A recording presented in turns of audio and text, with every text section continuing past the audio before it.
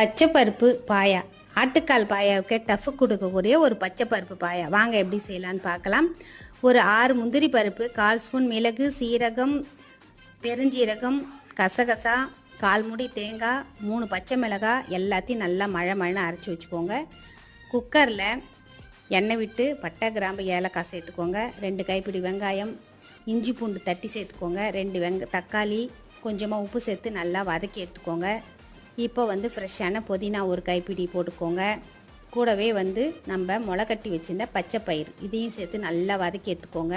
இப்போ அரைச்ச பேஸ்ட்டை சேர்த்து நல்லா தண்ணி கொஞ்சம் அதிகமாக விட்டு கொதிக்க விடுங்க. உப்பு கொஞ்சம் போட்டுக்கோங்க, கம்மியாக தான் முன்னாடி சேர்த்தோம், அதனால் இப்பயும் சேர்த்துக்கோங்க. சூப்பராக இருக்குங்க இந்த பாயா. 2 விசில் விட்டு எடுத்திங்கன்னா வீடே மணக்கும். கடைசியில் கொத்தமல்லி தூவி இறக்குங்க. இட்லி, பூரி, சப்பாத்தி, ஆப்பம் எல்லாத்துக்குமே இது சூப்பராக இருக்கும். ட்ரை பண்ணி பாருங்கள்.